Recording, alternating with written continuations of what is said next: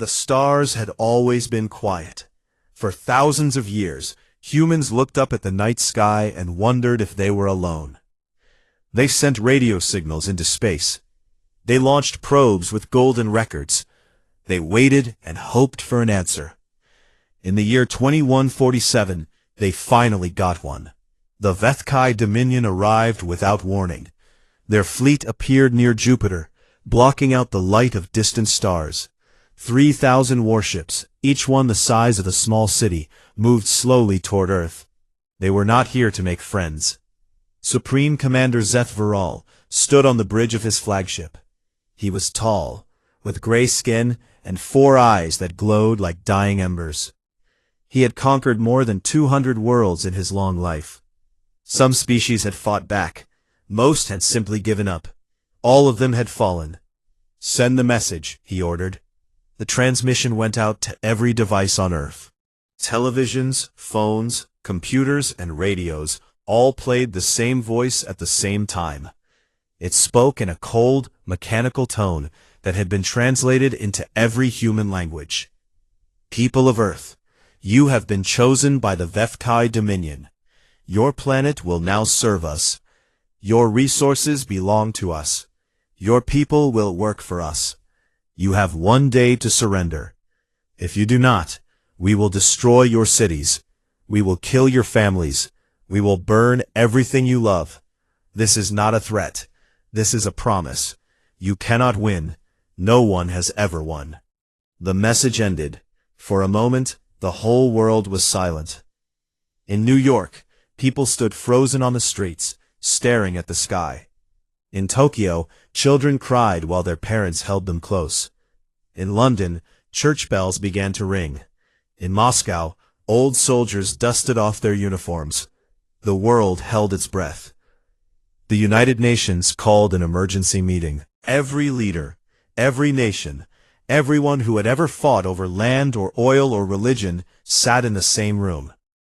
They argued. They shouted. They pointed fingers and blamed each other for not being prepared. But then something strange happened. A young diplomat from Kenya stood up. Her name was Amara Okonkwo, and she had lost her father to war when she was a child. She spoke simply and clearly. "We can fight each other tomorrow," she said. "Today, we fight them." The room went quiet. One by one the leaders nodded. Old enemies shook hands. Ancient hatreds were put aside. For the first time in human history, every nation on Earth agreed on something. The response was sent to the HFY fleet. It was just one word, broadcast in their own language. No. Commander HFY received the message. He read it 3 times, thinking there must be some mistake. In 200 years, no species had ever refused. They always begged. They always surrendered. They always broke. He laughed. It was a dry, rattling sound. "Foolish creatures," he said. "Begin the cleansing."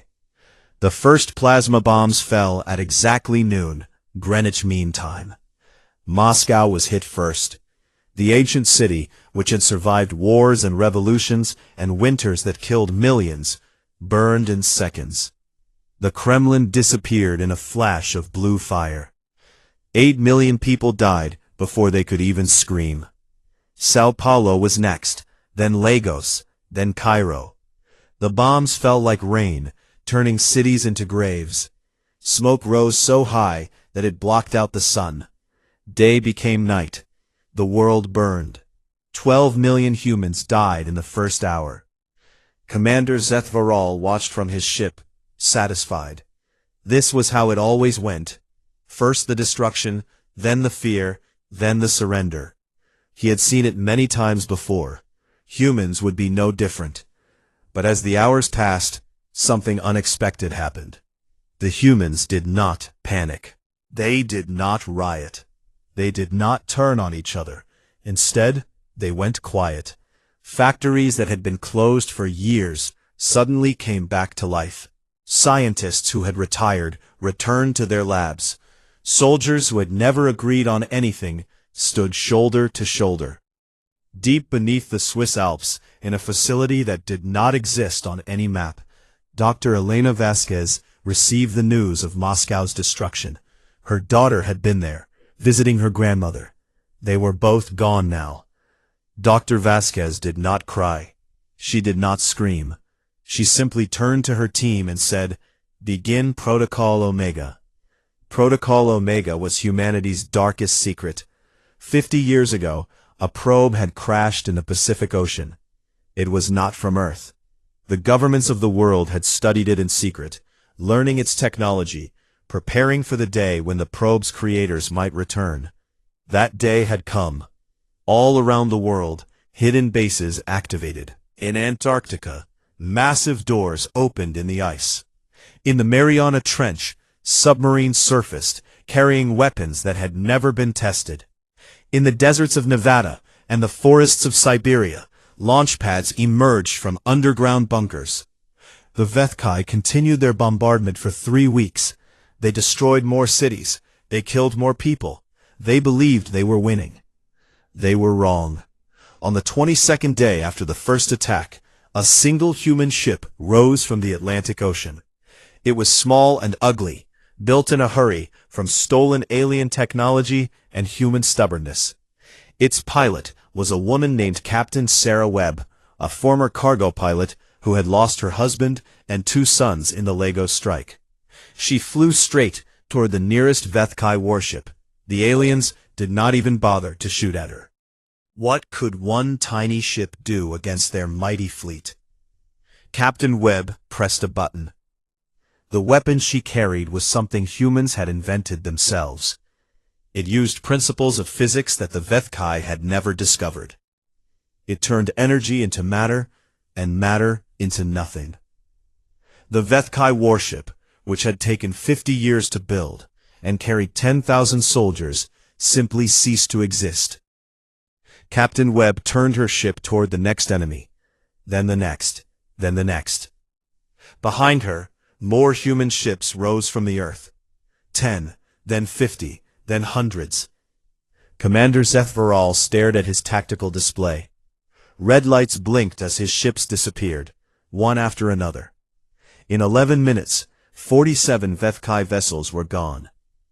For the first time in 200 years, Commander Zethvaral felt something cold crawl up his spine. It was an emotion he had never experienced before. It was fear. The humans were not breaking. The humans were fighting back. And they were winning. Commander Zethvaral did not sleep for 3 days after the first human counterattack. He stood on his bridge, watching the reports come in, refusing to believe what he was seeing.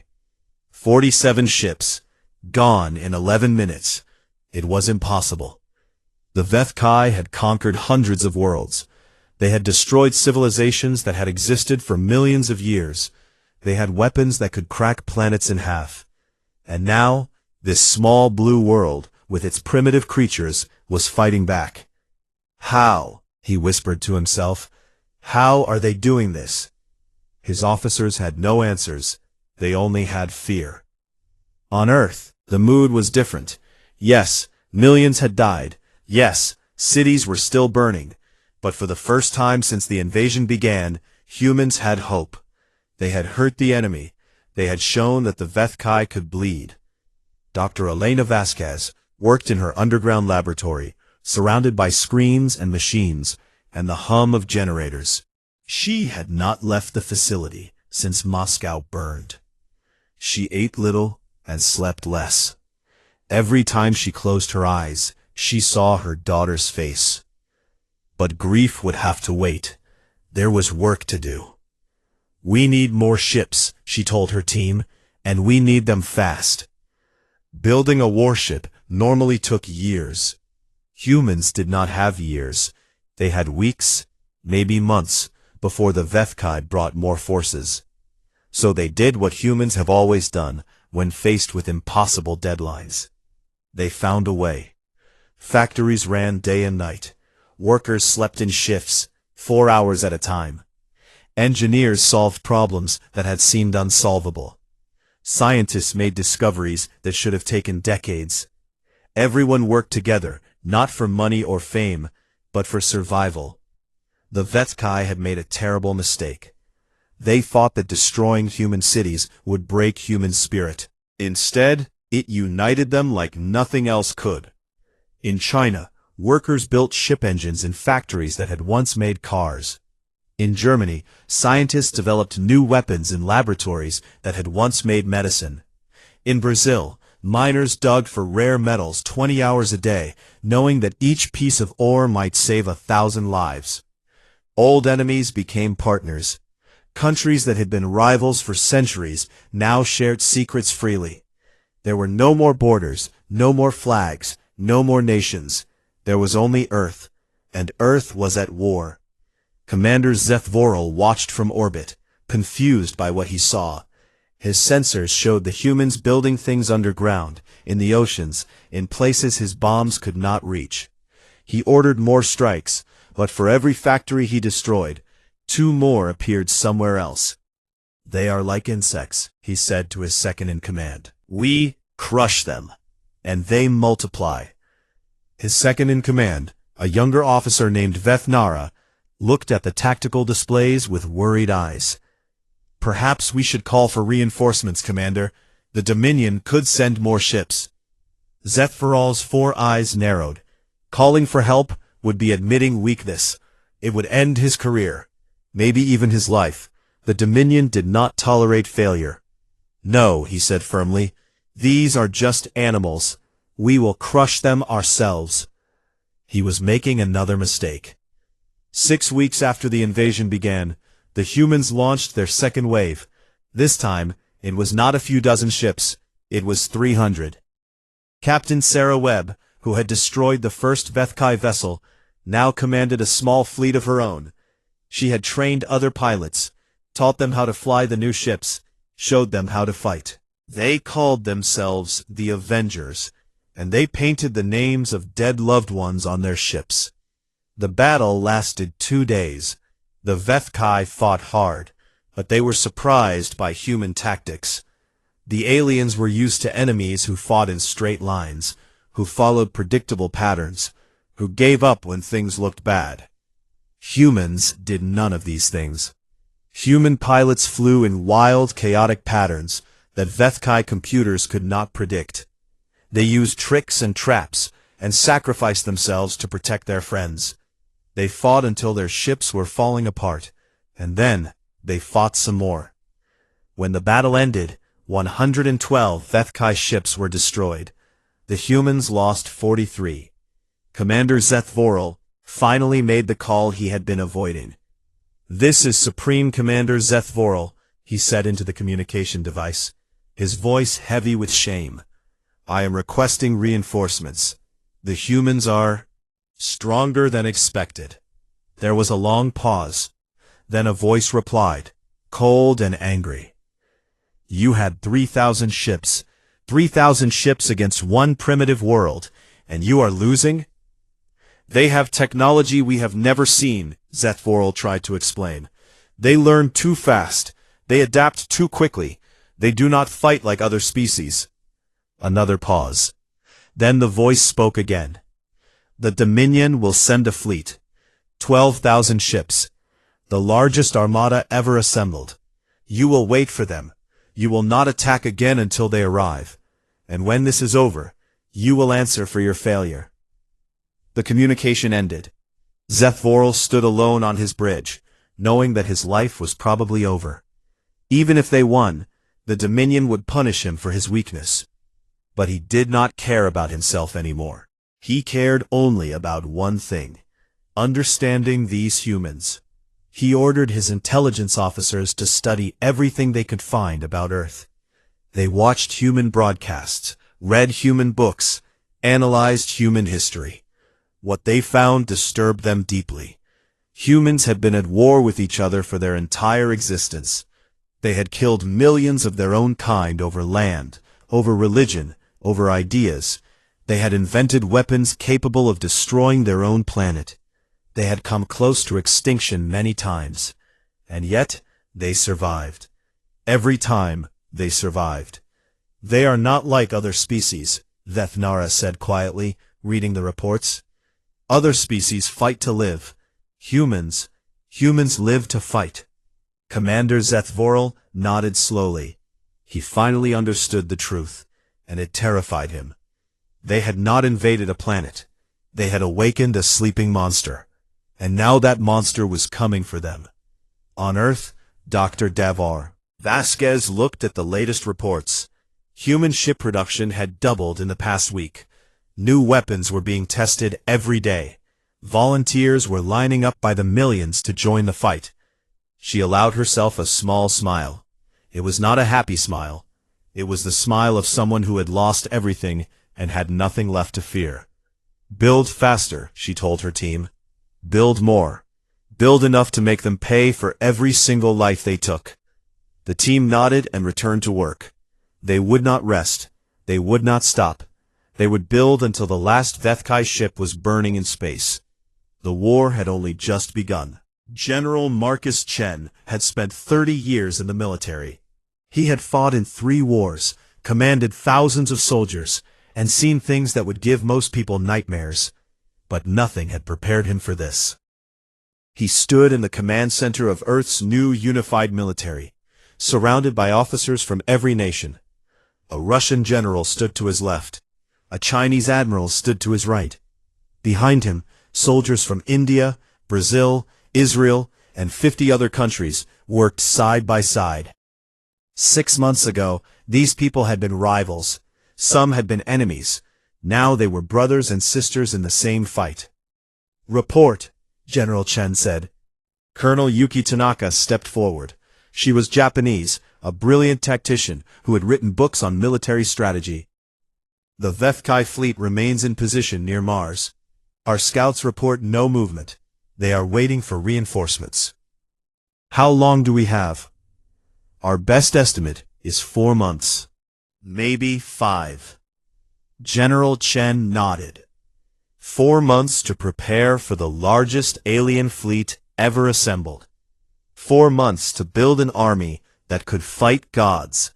It would have to be enough. Across Earth, the preparations continued. Every factory, every laboratory, every workshop was part of the war effort. People who had never held a weapon learned to fight. Scientists who had studied stars now designed missiles. Teachers, doctors, farmers, and artists all found ways to help. The Vethkai could not understand this. In their experience, conquered species fell apart under pressure. They fought among themselves. They blamed each other. They gave up. Humans did the opposite. Commander Zethvoral sent spies to Earth, small drones disguised as birds. They recorded everything they saw and sent the images back to his ship. What he saw made no sense to him. In one city, humans were building ships while singing songs together. In another, children were making bandages while their parents welded metal. In a hospital, a doctor worked with one hand while a soldier held his other hand, both of them wounded, both of them refusing to stop. They should be broken, Zethvoral muttered. We killed millions of them. Their cities are ruins. Why are they not broken? Officer Vethnara studied the images carefully. She was younger than the commander, more curious, more willing to question old beliefs. Perhaps we do not understand their nature, Commander. Their nature? They are primitives, animals. What is there to understand? Vethnara pointed to one of the images.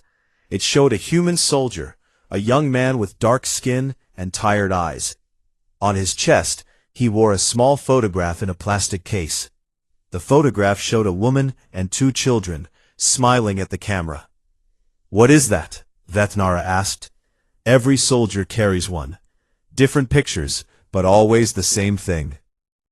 People. Zethvoral looked at the image with disgust. Sentimental weakness. They carry memories of the dead. Yes, Vethnara agreed. But why? We Vethkai do not do this. When our soldiers die, we forget them. We move forward. We do not look back. She paused, thinking carefully about her next words. These humans carry the dead with them into battle. They fight not for themselves, but for those they have lost. Every soldier has a reason. Every pilot has a name they whisper before they attack. Commander Zeth Voral was quiet for a long moment. He was beginning to understand something terrible. They are not fighting to survive, he said slowly. They are fighting for revenge. Yes, Commander. And revenge does not tire. It does not surrender. It does not stop. The reinforcement fleet arrived 3 months later, appearing at the edge of the solar system like a dark cloud blocking out the stars. 12,000 ships, each one armed with weapons that could destroy moons. The largest armada in Vethkai history. Supreme Admiral Kethvora commanded the fleet. She was old, cruel, and had never lost a battle. She looked at Earth on her view screen with contempt.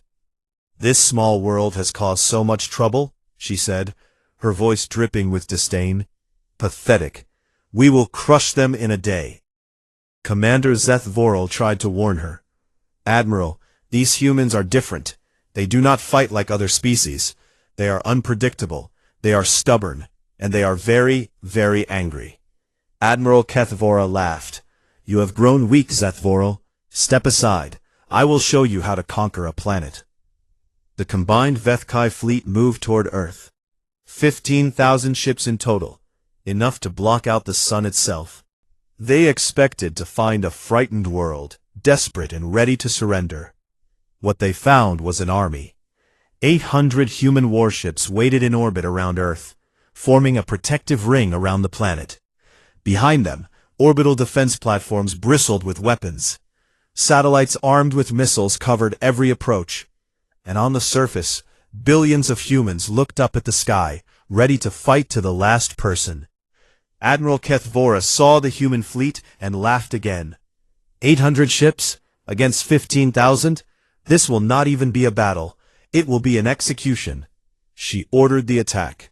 The Battle of Earth began at sunrise, Greenwich Mean Time. The Vethkai fleet advanced in a massive wave, firing thousands of weapons at once. The sky turned bright with plasma bolts and energy beams. It looked like the end of the world. But the humans did not run. They flew straight into the fire. Captain Sarah Webb led the first attack wing. Her ship, named Maria after her dead sister, dove between two Vethkai cruisers, firing weapons that should not have been possible. The cruisers exploded, their debris smashing into 3 more ships behind them. All across the battlefield, humans fought with a fury that the Vethkai had never seen. Pilots rammed their ships into enemy vessels when their weapons failed. Wounded soldiers kept fighting until their hearts stopped beating. Mechanics fixed ships while battles raged around them, then grabbed weapons and joined the fight. The battle lasted 9 days. On the first day, the Vethkai destroyed 100 human ships. The humans destroyed 400 Vethkai ships. On the 3rd day, Admiral Kethvora began to worry. On the 5th day, she tried to retreat, but the humans would not let her. They chased her ships, hunting them across the solar system, giving them no rest, no mercy, no escape. On the 9th day, it was over. Of the 15,000 Vethkai ships that had attacked Earth, only 153 survived. They fled into deep space, their crews screaming in terror, their commanders dead or dying. Admiral Kethvora was not among the survivors. Her flagship had been destroyed on the 7th day, torn apart by a small ship piloted by a 60-year-old grandmother who had lost her entire family in the first attacks. The Battle of Earth was over. Humanity had won. But General Marcus Chen did not celebrate. He stood in the command center, looking at the reports, counting the cost. 312 human ships destroyed. 50,000 pilots dead. Many of them had been friends. It is not enough, he said quietly. Colonel Tanaka looked at him with surprise. Sir, we won. We beat them. That is not enough. He turned to face the officers around him. They came to our world. They killed our people. They burned our cities. And somewhere out there, more of them are waiting. He pointed at the stars on the view screen. We are not going to wait for them to come back. We are going to find them. We are going to their world. And we are going to make sure they never, ever threaten anyone again. The officers looked at each other. Then, one by one, they nodded. The war was not over. It was just beginning. The news of Earth's victory spread across the galaxy like fire through dry grass. For the first time in 1,000 years, the Vethkai Dominion had lost a battle. Not just lost, but been completely destroyed. On 100 conquered worlds, enslaved species looked up at the stars with new hope. They whispered the name of the planet that had done the impossible. Earth, the humans, the ones who fought back and won. On the Vethkai homeworld, panic gripped the ruling council. Supreme Overlord Kethmara sat on her ancient throne, listening to reports that grew worse by the hour. 15,000 ships destroyed, the greatest admiral in history dead. And now the humans were building more ships, preparing for something no one had ever dared to do. They were coming to her. "This is impossible," she said, her voice shaking with anger and fear. "We are the Dominion. We have ruled this region of space for 10,000 years. We cannot be threatened by insects from a single world." Her advisors said nothing. They had no comfort to offer. On Earth, Dr. Elena Vasquez finally slept for the first time in months. She dreamed of her daughter, alive and laughing, running through a field of sunflowers. When she woke, her face was wet with tears. But there was no time for grief. There was never time for grief. She returned to her laboratory, where her team was working on the next phase. The Vethkai had technology for traveling between stars, moving faster than light itself. Human scientists had captured several enemy ships and studied them carefully. "We understand how it works," Dr. Vasquez told General Chen during their daily meeting, "and we can make it better." "How much better?" She smiled, but it was not a warm smile. "Their ships take 6 months to reach their homeworld. Ours will take 3. He had been promoted after the Battle of Earth. Some called him a hero. He did not feel like one. He felt like a man with a job to do. "How soon can we leave?" he asked. 1 year, maybe less. It was less. 11 months after the Battle of Earth, the human expeditionary fleet was ready. 20,000 warships, each one faster and stronger than anything the Vethkai had ever built. Millions of soldiers, trained and eager. And a new flagship, the largest ship humanity had ever created. They called it the Remembrance, in honor of all those who had died. Admiral Marcus Chen, commander of the fleet, stood on the bridge of the Remembrance and looked at the view screen. Earth hung in space behind them, a beautiful blue marble wrapped in white clouds. Somewhere down there, people were watching, praying, hoping. "Set course for the Vethkai homeworld," he ordered. "Maximum speed." The engines hummed, the stars stretched and blurred, and the fleet disappeared into the darkness between worlds. The journey took 3 months, just as Dr. Vasquez had promised. Along the way, the fleet passed through several star systems that the Vethkai had conquered. What they found there changed everything. The first world was called Kethra by its masters, but the natives called it Greenheart. It had been conquered 500 years ago. The people there, small creatures with large eyes and gentle voices, had been enslaved ever since. When the human ships arrived, the Kethra people were terrified. They had never seen ships that were not Vethkai. They thought a new enemy had come to hurt them even more. Captain Sarah Webb was the first human to set foot on the planet. She walked slowly toward a group of frightened natives, her hands raised in peace. "We are not here to hurt you," she said, speaking through a translation device. "We are humans. We come from a world called Earth. The Vethkai attacked us. and we beat them. Now we are going to their homeworld. We are going to end their rule forever." The Kethra people stared at her with wide eyes. The oldest among them, a wise creature with silver fur, stepped forward. "You beat the Vethkai?" he asked, his voice trembling. "That is not possible. No one beats the Vethkai." Captain Webb smiled. "We did, and we will do it again. You are free now. The Vethkai will never hurt you again." The old creature fell to his knees and wept. All around him, his people began to cry as well. Tears of joy and relief and hope. The same scene repeated itself on 3 more worlds. Enslaved species, some of whom had been prisoners for thousands of years, were freed by human soldiers. They could not believe what was happening. The nightmare was ending. The masters were falling. Some of the freed species wanted to join the fight. They were too weak, too damaged by centuries of slavery. But they offered what they could.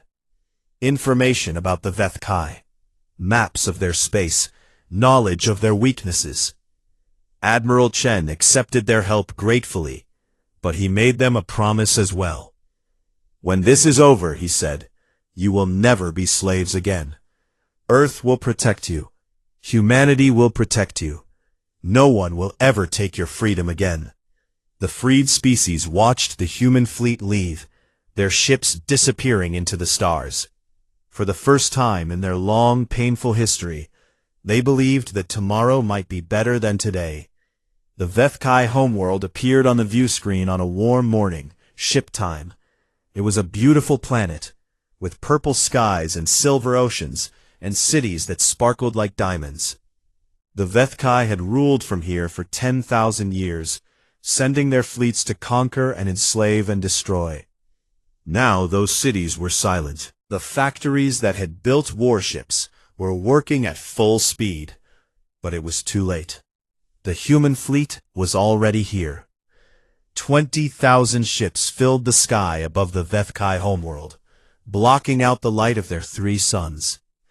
On the surface, millions of Vethkai looked up in terror, seeing their worst nightmare made real. Supreme Overlord Kethmara stood in her palace, watching the human ships on her view screen.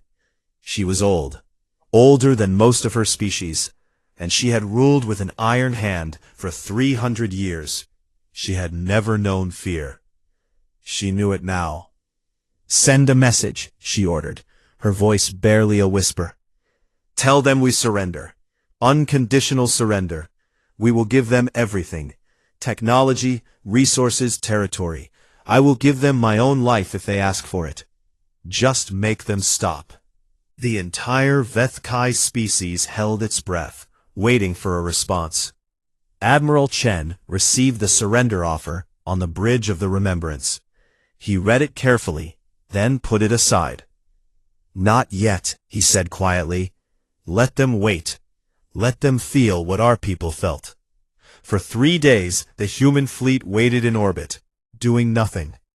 The Vethkai sent more messages, begging, pleading, offering more and more. But the humans did not respond. On the 3rd day, Admiral Chen finally sent his reply. It was broadcast to every screen, every device, every corner of the Vethkai homeworld. "People of the Vethkai Dominion, you came to our world without warning. You burned our cities. You killed our children. You thought we were weak because we fought among ourselves. You were wrong." He paused, letting the words sink in. "We fight each other because we are strong enough to survive it. We argue and disagree and compete because that is how we grow. But when you attacked us, you united us. That was your first mistake." Another pause. The entire Vethkai homeworld was watching, frozen in terror. "Your second mistake was letting any of us live." Admiral Chen leaned forward, his eyes cold and hard. "We do not forget, we do not forgive, and we are not done." Supreme Overlord Kethmara watched the human ships from her palace window. They hung in the sky like dark clouds, waiting, watching, judging. She had not slept in 3 days. She had not eaten. She could only watch and wait for the end. Her advisors came and went, bringing reports that grew more desperate by the hour. The Vethkai military was in chaos. Ships were refusing to fight. Soldiers were deserting. The entire Dominion, which had ruled for 10,000 years, was falling apart in a matter of days. "What do they want?" Kethmara asked, her voice hoarse. "I offered them everything. I offered them my life. What more can I give?" No one had an answer. On the Remembrance, Admiral Chen stood before a holographic map of the Vethkai homeworld. His officers surrounded him, waiting for orders. They had come so far, lost so many, sacrificed so much. Now the enemy lay helpless before them. "We could destroy them," Colonel Tanaka said quietly. "One order, and this planet becomes ash. It would be justice for what they did to us." Admiral Chen nodded slowly. He understood the desire for revenge. He felt it himself, deep in his bones. 400 million humans had died in the invasion. Cities that had stood for centuries were gone forever. Families had been torn apart. Children had been orphaned.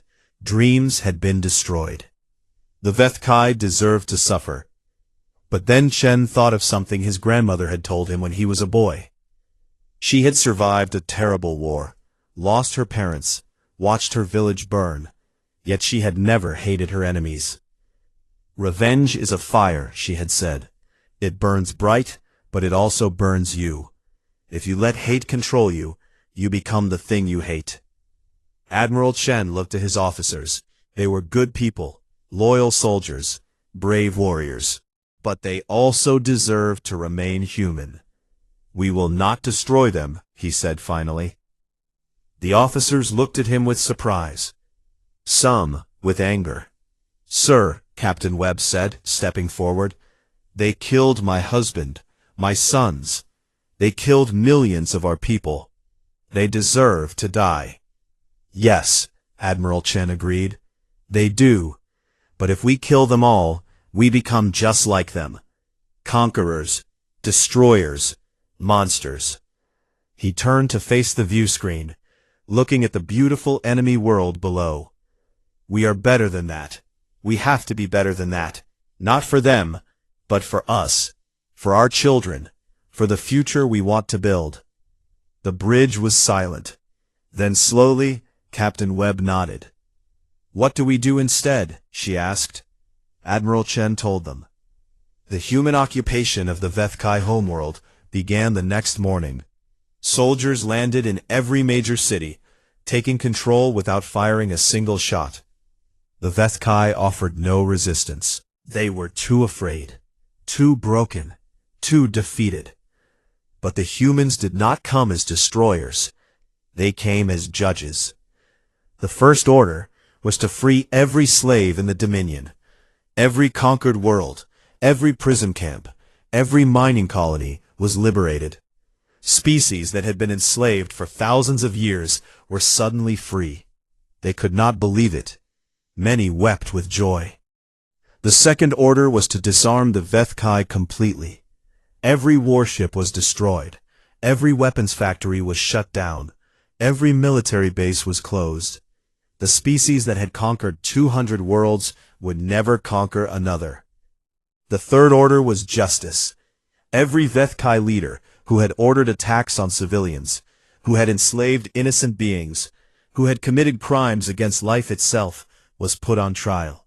Not executed without hearing, not tortured for revenge, but given fair trials with evidence and witnesses. They were sentenced to spend the rest of their lives rebuilding the worlds they had destroyed. Hard labor, but not cruel. Justice, but not revenge. Supreme Overlord Kethmara was among those found guilty. She had ruled for 300 years, ordering the deaths of billions. Her sentence was simple. She would spend whatever time she had left helping the species she had enslaved. She would see the faces of those she had hurt. She would understand what she had done. Dr. Elena Vasquez came to the Vethkai homeworld 3 months after the occupation began. She walked through cities that had once seemed magnificent, but now felt hollow. The Vethkai avoided her eyes, ashamed and afraid. She found herself standing in a garden, looking at flowers that bloomed in colors she had never seen on Earth. A young Vethkai approached her, a female not much older than a human teenager. "You are one of them," the young alien said. "One of the humans."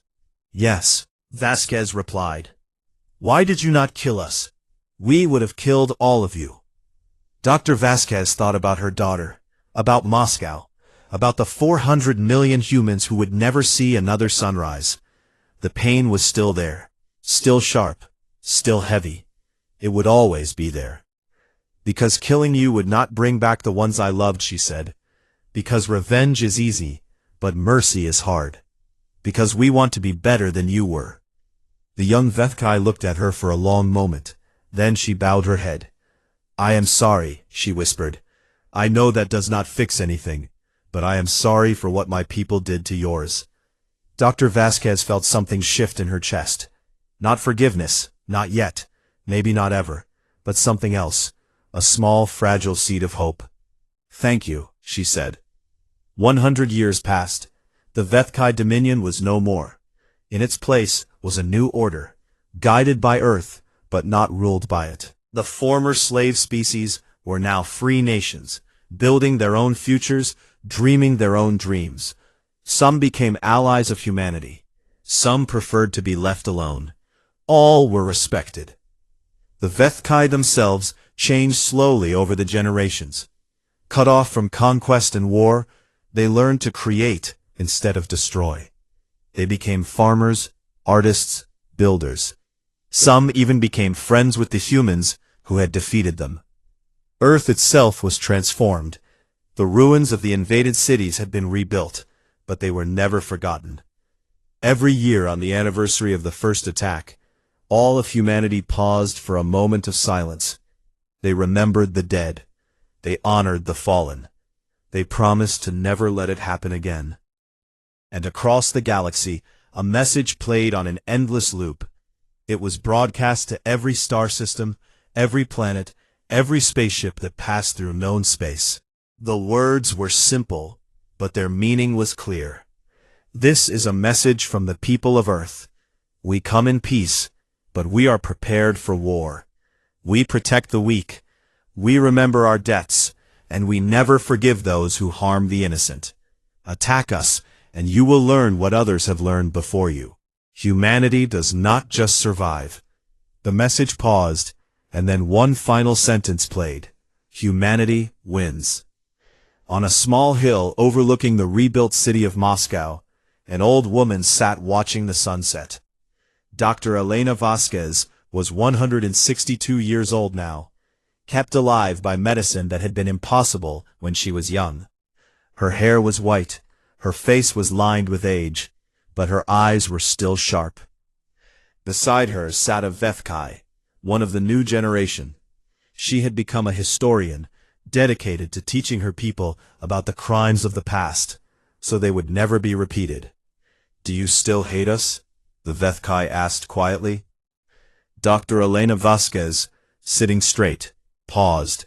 Then her voice, steady and calm, replied, "The past is a lesson. We move forward, clear-eyed. We are committed to ensuring that humanity wins." Vasquez thought about the question for a long time. She thought about her daughter, whom she had never stopped missing. She thought about the war, the battles, the years of rebuilding. She thought about everything that had been lost and everything that had been gained. "No," she said finally, "I do not hate you anymore. Hate is too heavy to carry for so long." "Then what do you feel?" Dr. Vasquez looked up at the stars. Somewhere out there, her daughter's ashes had been scattered, returning to the universe from which all life came. "Hope," she said. "I feel hope. For you, for us, for everyone." The Vethkai nodded, and together they watched the stars come out, one by one, filling the sky with light. The war was over.